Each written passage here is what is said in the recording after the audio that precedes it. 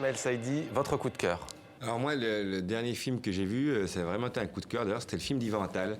Ils sont partout. Je ne sais pas si vous l'avez vu, ce film. Pas encore. Pas encore. Donc c'était un film qui déconstruit tous les clichés antisémites qu'on peut avoir. Et c'est un film à sketch. Et j'ai trouvé le film très très drôle, très touchant.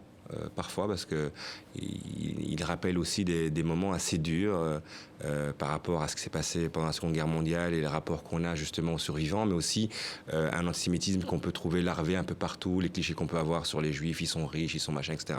Le film était super réussi, vraiment, bon, il y a pas mal de Belges sur l'affiche, donc ça aide aussi. C'est pour ça. Aide aussi. Non, mais on comprendra que c'est subjectif. Non, blague à part, moi j'ai trouvé le film super, donc c'était mon coup de cœur à moi. Ouais.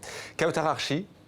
Une exposition de photos, le photographe américain Louis Forer, qui est assez méconnu du grand public, mais qui a eu un talent incroyable par rapport à sa capacité à capter quelque chose de cette vie américaine, de ces moments furtifs de la vie. Et c'est une très belle exposition, très, très touchante, dans une atmosphère... Fondation Henri Cartier. Exactement.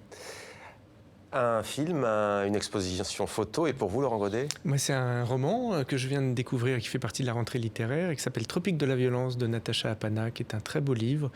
Je ne vais pas me lancer dans une explication détaillée de l'intrigue, mais ça se passe à Mayotte, dans une très belle langue, à la fois avec une tragédie qui monte, et d'une langue très simple, très pure, ce qui fait qu'il y a un mélange de douceur et de tension dans le bouquin que j'ai trouvé extrêmement virtuose.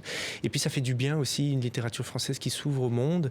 Il y a la question du rapport à la France, parce que Mayotte, voilà, c'est la France aussi. Et j'aime bien cette idée-là qu'on arrête un peu d'écrire sur des appartements à Paris avec parquet, moulures, cheminées. Voilà, ça fait du bien que la littérature française, je pense qu'elle n'est jamais aussi forte que quand elle regarde un petit peu le monde et quand elle cesse de se regarder elle-même.